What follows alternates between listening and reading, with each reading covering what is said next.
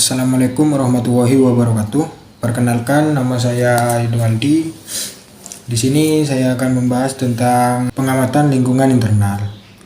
Yang pertama, pengamatan lingkungan strategi. Kegiatan mengamati lingkungan yang dilakukan dengan benar akan bermanfaat pada beberapa hal berikut.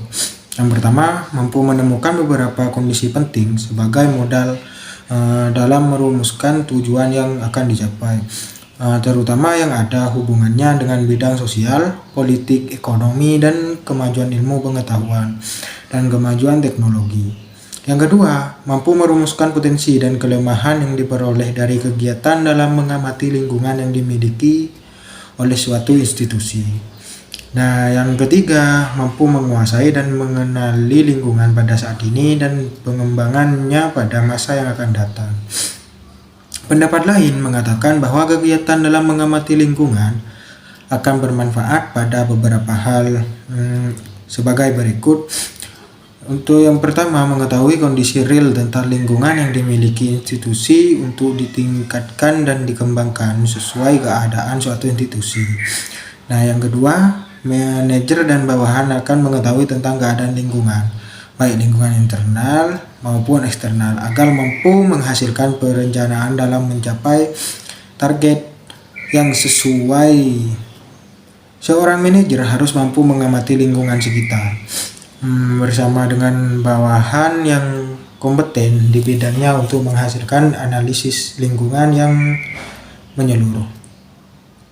Kegiatan dalam mengamati lingkungan ini merupakan langkah awal dalam suatu institusi sebelum melangkah lebih jauh dalam merencanakan pencapaian target institusi. Nah, yang pertama di sini identifikasi informasi kegiatan. Pertama dalam pengamatan lingkungan adalah mengidentifikasi terhadap informasi-informasi lingkungan strategis yang berhubungan dengan eksistensinya institusi itu sendiri.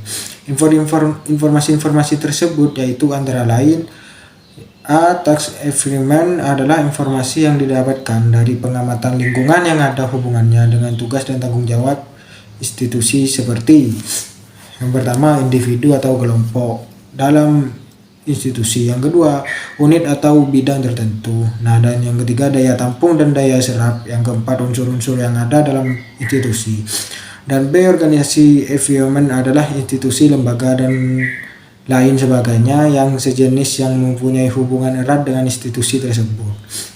C macro environment adalah lingkungan yang bersifat luas yang dapat aplikasi terhadap eksistensi institusi seperti sosial, politik, ekonomi, kemajuan ilmu pengetahuan dan perkembangan teknologi. Yang kedua, melaksanakan kegiatan pengamatan lingkungan sebelum institusi merumuskan perencanaan strategis pada masa yang akan datang. Institusi tersebut harus mampu memutuskan dengan mengetahui posisi institusi saat ini.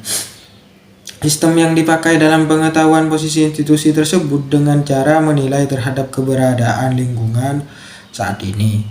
Inilah poin dasar dalam melaksanakan kegiatan pengamatan lingkungan institusi. Kegiatan menilai tersebut bertujuan untuk mengetahui dan mengendalikan kondisi lingkungan yang dapat berimplikasi terhadap institusi. Ataupun sebaliknya, institusi akan mempunyai dampak terhadap lingkungan itu sendiri.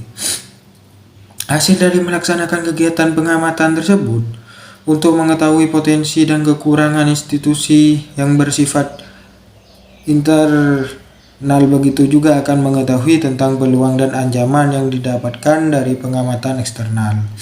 Yang ketiga, menganalisis terhadap hasil pengamatan lingkungan. Tahap selanjutnya dalam pelaksanaan pengamatan lingkungan adalah menganalisis terhadap hasil pengamatan lingkungan. A. Internal, yang khususkan pada input yang diperlukan dan output yang dihasilkan oleh institusi. Pada segi input biasanya merupakan hal-hal berikut. 1. Pendanaan yang dibutuhkan oleh institusi, kuantitas karyawan, pengembangan institusi, sarana dan prasarana dan lain sebagainya.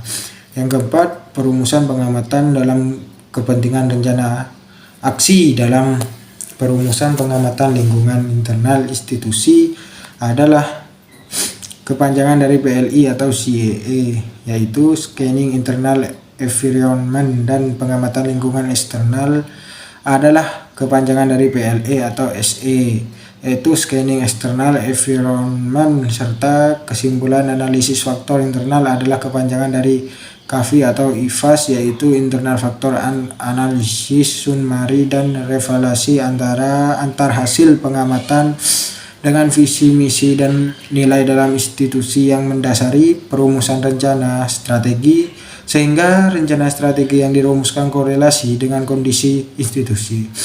Yang kedua, pengamatan lingkungan internal. Masa dewasa sekarang yang disebut dengan revolusi industri lingkungan dapat berubah begitu cepat. Institusi tidak bisa mengisolir dari problematika lingkungan, namun harus bisa merespon dengan cepat dan tepat dengan menjadikan dinamika tersebut sebagai potensi untuk dikembangkan dalam kemajuan institusi pada masa yang akan datang. Di samping itu, beraneka ragam harapan, tuntutan, dan problematika yang ada dalam institusi akan mampu mempengaruhi terhadap eksistensi dan keberlangsungan institusi tersebut. Institusi harus mampu mengamati lingkungan dengan baik agar keputusan strategis yang dihasilkan relevan dengan lingkungan-lingkungan yang ada di internal institusi. Ada beberapa unsur yang harus diamati oleh institusi yang mempunyai keinginan dalam pencapaian tujuan adalah sebagai berikut.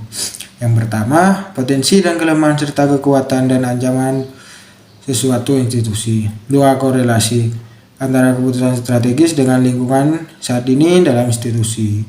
Yang ketiga, perbandingan pendanaan institusi dengan institusi kompetitor lainnya. Yang keempat, perbedaan daya kompetisi suatu institusi dengan institusi kompetitor lainnya. 5. Masalah-masalah strategis yang dialami oleh institusi itu sendiri. Baik, cukup sekian dari saya. Assalamualaikum warahmatullahi wabarakatuh.